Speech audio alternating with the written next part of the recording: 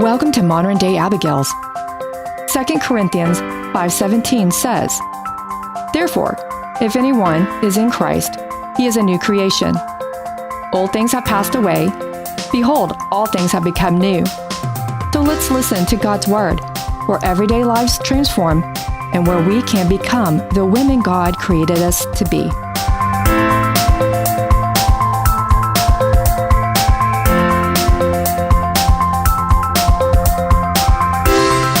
I mean, we're difficult. We are. I wouldn't want to do that. Women can't even get along with other women, much less. I know. 2 wives. Yeah. Sorry, we're having snacks.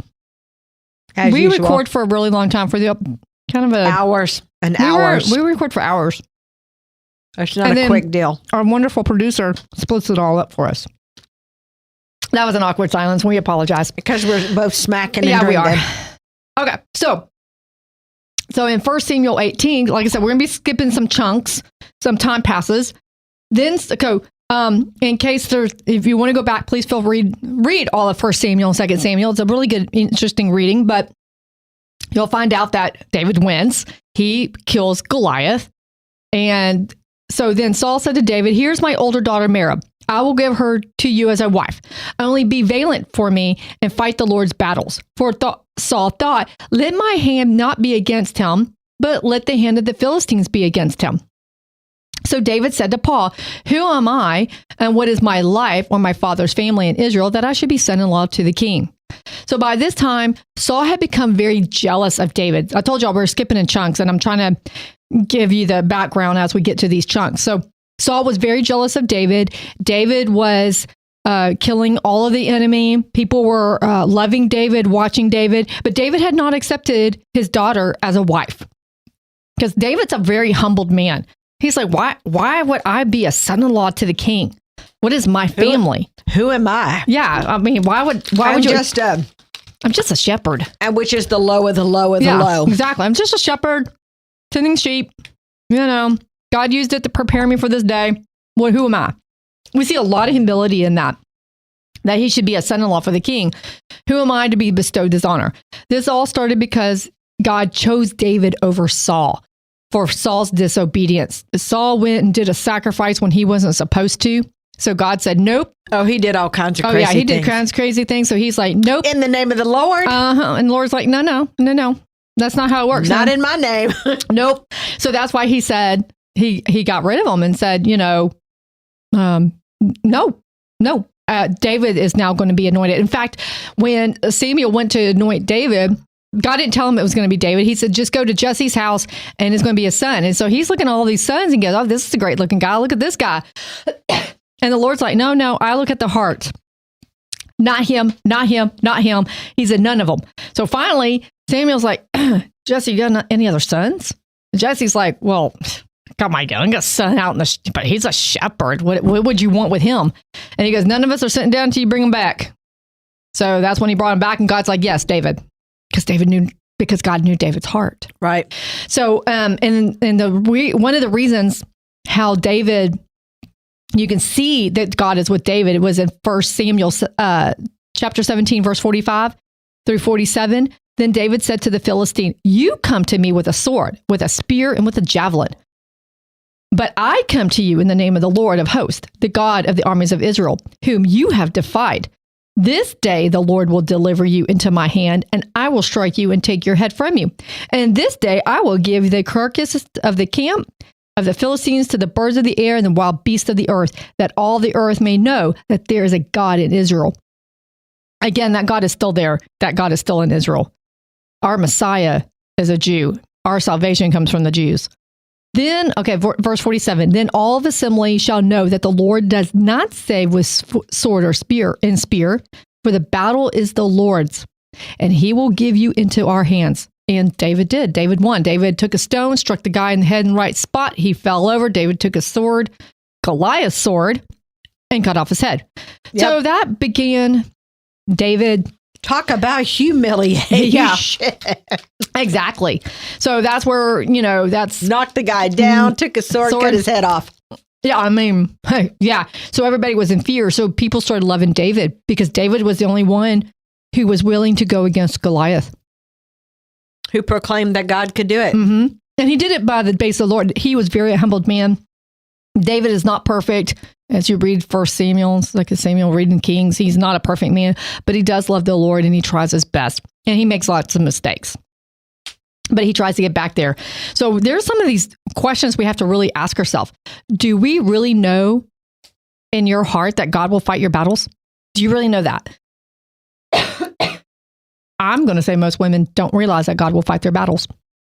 Until they've seen it firsthand. And get out of the way.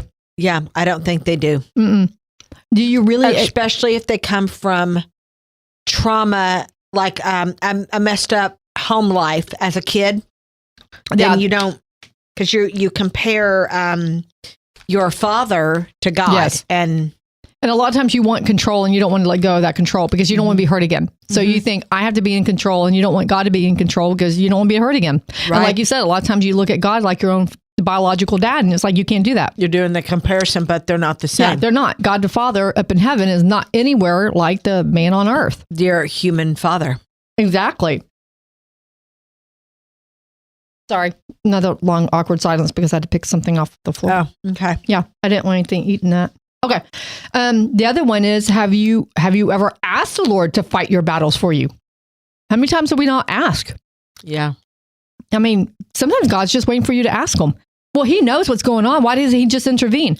Because he wants to build a relationship with you. He wants you to come to him. He's also a gentleman. He doesn't force himself on you in any way. Right. But he also, and it goes to that relationship.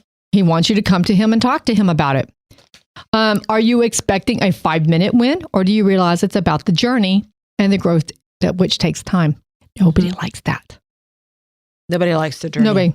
And we've been there. We don't like it either. But I can look back and say, you know what? Lord, I see what you're doing. I'm thank you. I wouldn't have listened. You could have sat there with me for 15 minutes telling me what I need to do. And I would have been like, oh, okay. Yep. Some of it's because it teaches you how to do something different. Agree. I mean, you don't pick up knitting. You don't just think about knitting and then start knitting. You have to practice. I tried it for about 3 days. Yeah. I decided it was not for me. I never tried it. I don't have the patience for it. I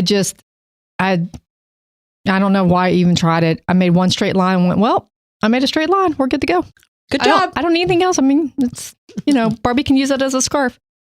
You proved you could do it, so you did it. Yeah, well, I don't know about that part. I just realized I didn't enjoy it. I didn't enjoy it, but some people do. I mean, my middle niece is great at all that. She taught herself how to crochet. She knits. She does all sorts of fantastic stuff on her own. She does a great job. I used to cross stitch. Now that I did like. Really? My mom did stamped or counted? Did it have a picture or did you have to count everything? Picture. Okay, my mom liked that too. Stamped cross stitch. My mom liked that too.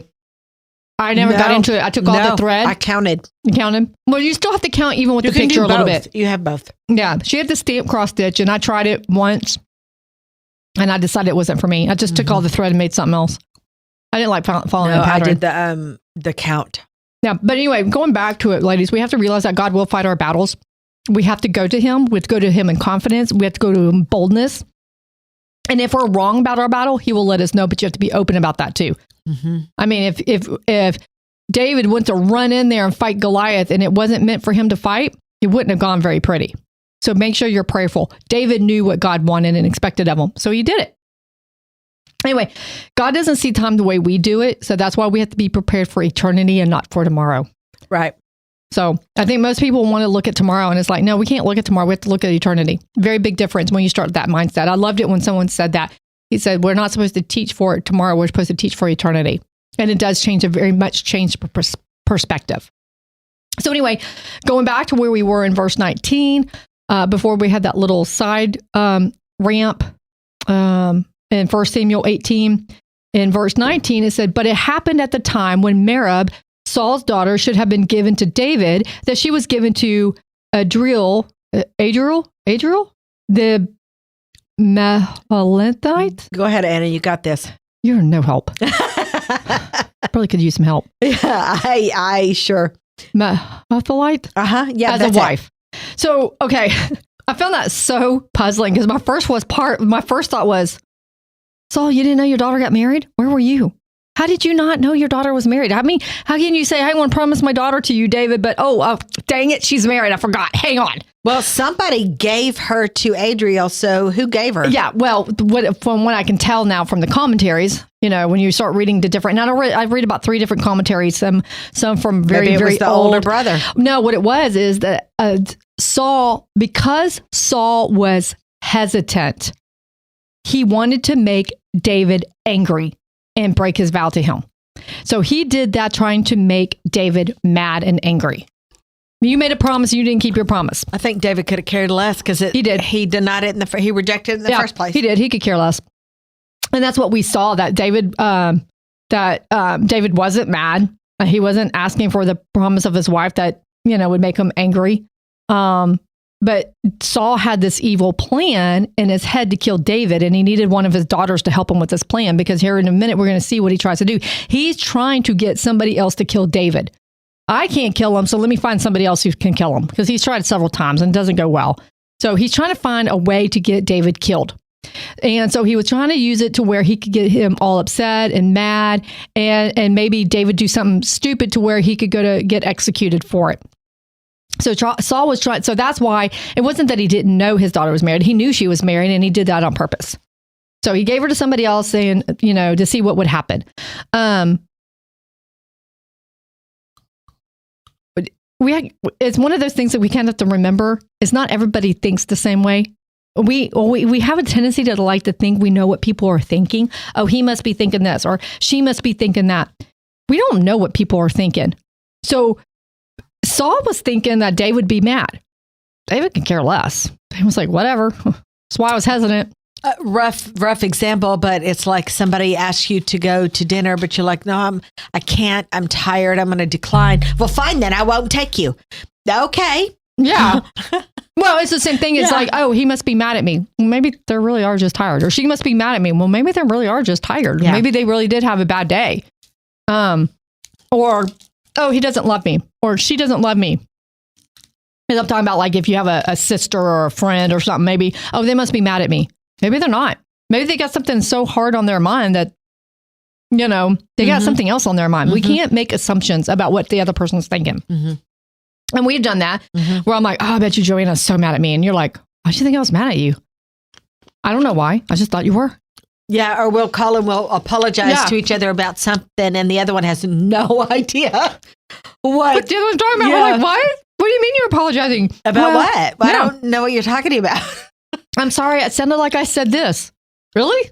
I didn't hear that. Yeah. So that happens all the time. Mm-hmm.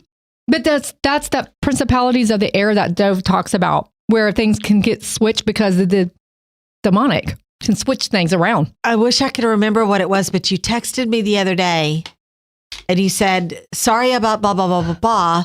And I didn't know what you were talking about. And I said, has this been bothering you? And you said, yeah. And I said, oh my God, I literally don't remember but what we're even talking about. But okay, listen, put it out of your mind. Yeah. But that's what we do. So Saul had this one thought that David was thinking, and David's like, whatever. David wasn't asking for his promise to the wife. So, it would make him angry. We have to remember that Saul had that evil plan. So, we cannot expect people to read our minds. We have to express our needs with little emotion. When we address problems with people, perception is reality, but it's not the truth. So he thinks this or he thinks that, or what we are talking about is no. We need to instead just pray about it and go to the Lord to fight our battles. So when, in this scenario, if, David's like, whatever, but for us, we just have to remember not to overthink things. Don't overthink a situation. And if you really Which is easy to do. It is easy to do. And if you are not sure what somebody's thinking, go and ask them. Right. Hey, did I offend you? Did I make you upset? Are you mad at me? And then if you're the other person, be honest with them. You know what? I am mad at you because I thought you were going to go do this with, maybe I thought you were going to do something. I thought you were going to go do this with me. Oh, I'm sorry I did. Work it out. Talk about it. Excuse me. Express needs. Don't get all emotional and upset. Just have a sit down and talk about it. Yeah. David and Saul should have talked. David, Well, Saul shouldn't have talked, because Saul should have been like, you know what, Lord, you're right. I did sin against you, and I don't have the right to have this kingdom. So I should just, have a chit chat with David, say, you know what, David, this kingdom's going to come to yours. How do we want to work this out? I mean, the Lord gave Saul several chances to get his act together, and Saul just wouldn't do it. Exactly. So, yeah. I mean, there's so many different ways that could have been resolved. Absolutely. But instead, Saul decided to come up with some murder plot. So verse 20 says, now that sounds like a plan. Oh, I know. It's always a plan. Murder plot. Let's go do that. That's not going to work out. And what's funnier is you can tell how disconnected Saul was with God. Ancient CSI. Yeah. Well, Saul had to be so disconnected to God because God said, I'm going to anoint David as king. And Saul's like, well, let me see if I can kill him. Okay. David beat Goliath. And there's so many times David could have taken Saul's life without Saul even knowing, and he didn't. No, because he said, I'm not going to mess with God's anointed. He didn't want to go against the anointed one. No, that's God's anointed. I ain't going to do that. Never mind, he didn't care for him at all, but he wasn't about to, you're right, touch the one that God chose. He's like, nope. That's what he says. He says nobody else better either. Yeah, exactly. He said, I ain't going to kill the anointed one. That's God's anointed. We're going to wait this out. But that's what I'm saying is that Saul should have thought, you know what, God, you did take it away from me. I just watched David kill Goliath. So this ain't going to work out for me. So I need to do this. I need to repent, and we need to work this out. Yeah, let's do this the honorable way. There've been a lot of chapters. He didn't have any honor or integrity or morals. No. There've been a lot of chapters we wouldn't have to read. Yeah. Just saying. Could have been a shorter book. Yeah, but it's a good example because that's what we do. That is what we do. We try to, people in our lives. I don't know if you have people in your lives, but I have people in my life. Well, yeah. Okay. People who come after us, if they do, I don't care. I had to hide out. Yeah, you did. I didn't have to worry about that. Yeah. The only thing I used to worry about is my child getting kidnapped. Yeah. So, I mean, there are some of us who that was another fear I used to live in, that he'd be kidnapped because they made some threats before. With Sean's biological dad, I was scared to death. Yep. Well, because he flat out told me. He told me he was coming after him. Yeah. And he told me if he ever found him, I picked him. Good. I know. I can't remember exactly what they said. I had to hide out from. Good job, Joanna. Good job. It's okay, but you learn from it. And that's the other important part, is we have to learn from it. So, even though, what we learn from David and Saul is there's still so much learning. That doesn't exist. Yeah. And Saul makes the mistakes that we actually all make. We think God's going to change his mind. We think we can handle it ourselves, and somehow we can change the outcome. And the truth is we only when we are obedient to the Lord can any outcome change. Outcome's not going to change unless we're obedient to the Lord. And it's not going to be the outcome we necessarily want. Well, you and I both experienced that. That's not what I was thinking, Lord. Lord's like, yeah, but this is the way it's going to be. And the key word here is if you are obedient to the Lord, because the Lord did not change my ex-husband. No.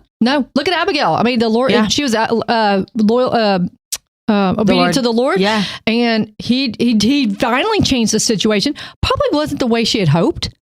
But he didn't change her husband. No. And instead he removed her husband. Nope. Yep. He removed my husband too. Yeah, he removed mine. He's not dead. Mine is. Yeah, yours is. But it wasn't until later. But he gave him plenty of changes. He changed us. Yes, he did. And I am very thankful. I'm so grateful. I would not have had it any other way. If the Lord had not intervened, I'd probably be dead. I would have died a long time ago. I agree. Whether I've been sick, myself. Either I would have walked out in front of a car or I was suicidal. Sickness. Yeah. Because, I mean, there was no, at the time, there was another option. I did tell my son this several times, that the Lord used him to keep my life safe. Because once I had him to live for, and then I learned how to live for the Lord, that kept me balanced, a little bit balanced, because I was living for my child. Because I didn't want him to go live with his biological dad. Because if I died, what would happen to him? Would he go live with his biological? I couldn't take that chance. Yeah. So I lived to make sure he stayed secure, and then the Lord got a hold of my life, and then that all changed. That whole dynamics changed. So Ladies, there's always another way. Some of us used to be suicidal in our lives, and some of us have tried numerous times. And both Anna and I are, we are epic failures. I only tried it once. I failed and I didn't try it again. Okay. Well, I tried it several times and I'm terrible at it. And, but there's always another way. There's always another way. Yeah. No, suicide's never the answer. It's not the path that the Lord has for you. It's just not. No matter what you're feeling. Exactly. Suicide is never the answer. The enemy is going to try to tell you people are happier if you're dead. That is not true. I can promise you that is not true. Life will be easier if you're gone. That's not true. I know you don't know us, but we care about you. And we know that your life is special. And we know that life is going to go better if you're here with us in walking with the Lord. That's why we do this, because we love y'all. We want y'all to know. Yeah, we may never meet. We may never talk. I mean, feel free to send us an email at moderndayabigails@gmail.com. Feel free to send us an email. But for the most part, we know that this life is better with you here. And that when you walk with the Lord, that's just another, what word am I looking for? Not another notch. Another believer who can tell other people about Jesus. All right. Your another person with so amazing. Exactly. Another person with a fabulous testimony, because it says in the book of Revelations that the part of the way the enemy is defeated is through our testimony. So that is the best way to defeat the enemy, is by having a testimony with the Lord, who you used to be, how the Lord grabbed you, and who you are going forward. I know I'm not. Amen. I used to be a very quiet, angry person, and I'm not anymore. Yeah, I don't even resemble I have a little bit of anger issue every once in a while. Sure, every once in a while, but usually it's directed correctly and not misdirected. So anyway, let's go see what happens next, because Merab is married off, and David could care less. So what's Saul's next plan? Verse 20. I mean, what's your plan? What's your stupid plan B? Yeah. Let's try this again. Hang on, I gotta get back to. I don't even remember. Okay, I was in 1 Samuel 17. I should have written it down better. Now you're in 20. Yeah. Am I in 20? What? Wait. Mary? Yeah. 1 Samuel chapter 18. I'm sorry. 1 Samuel chapter 18, verse 20. 20. Now Michal, Saul's daughter, loved David, and they told David, and that 20. Now Michal, Saul's daughter, loved David, and they told Saul, and this thing pleased him. So Saul, do you ever wonder who they is? Look at he's about to get all kinds of devious. I know, but let's go back. Who's this they who told Saul? His guys. Yeah, but did she tell her sister? Did she tell the maids? Who did Michal say, I love David? And they go, oh, hey, guess what, Saul? Your youngest daughter, she loves David. This is going to work out great. If she's got goo eyes for David, every time he comes into her view, maybe she's always there while he's playing. Yeah, maybe that's it. Maybe we don't see that, but maybe it's a possibility. Every time he came in there to play music, she was there. Maybe she got goo eyes, and it was noticeable, and she started making little comments. Exactly. Tell my dad I want to marry David. I just love him. Don't y'all just love him? Tell my dad I would marry him. I love David. Yeah. Tell him. Okay, anyway. So David's verse 21. here. Yeah, exactly. Tell my dad. We don't know. We don't know. Yeah, we don't know. Anyway, we can have fun. We can have fun with our, imagination. Our speculations. Yeah. Verse 21. So Saul said, I will give her to him that she may be a snare to him. Now, I don't think she knew this. Michal did not know that her dad was using her.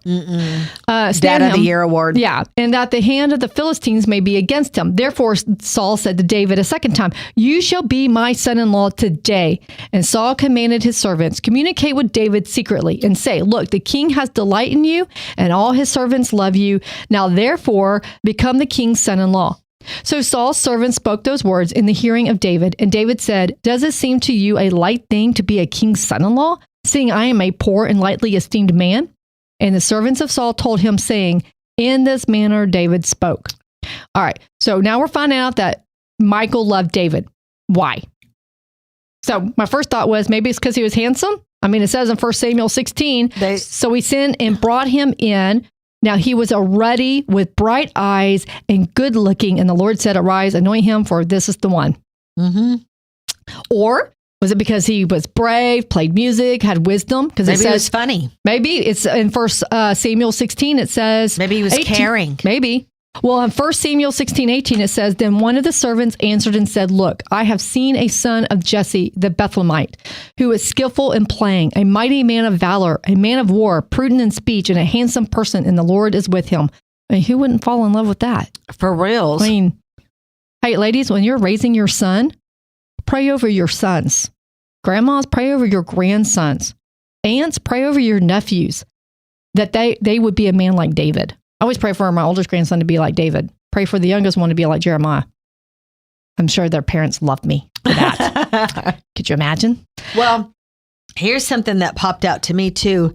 That she may be a snare to him and that the hand of the Philistines may be against him. What does that have to do with him marrying Michael? Oh, wait until you find out the dowry he asked for. Oh, dear. Okay. See, that's part of the reason. In fact, one of the commentaries gave this interesting visual. He goes, actually, I'm glad there's not a visual, because that's one of the things that David was trying to say is, I can't even afford a dowry for a princess. How can I give a dowry for a princess?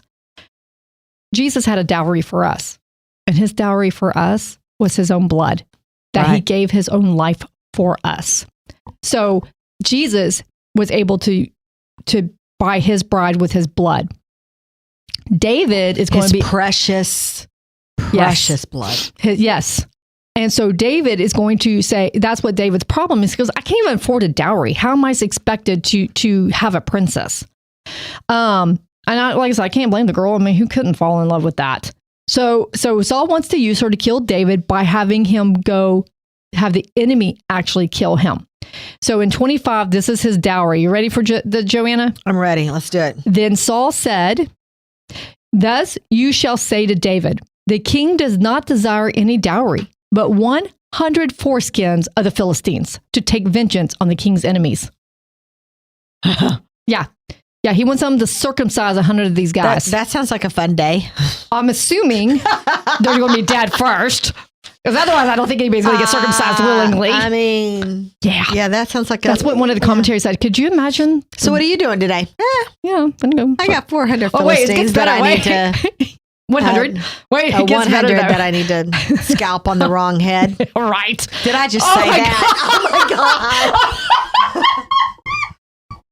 Oh my gosh! Ray. Do not cut that You're out. Gonna need Do to not cut that out. Do not cut that out. I am beat red. What is wrong with me? I was so telling him. Ladies. What is it? No, erase that from your mind. I did not say that. That was absolutely inappropriate. It was true though.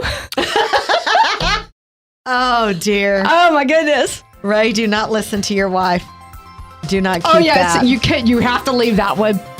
Moving on. You might have to cut that one out. Moving on. Speaking of cutting, you might need to cut that part out. Oh gosh. Oh, anyway. That's so funny. Woo!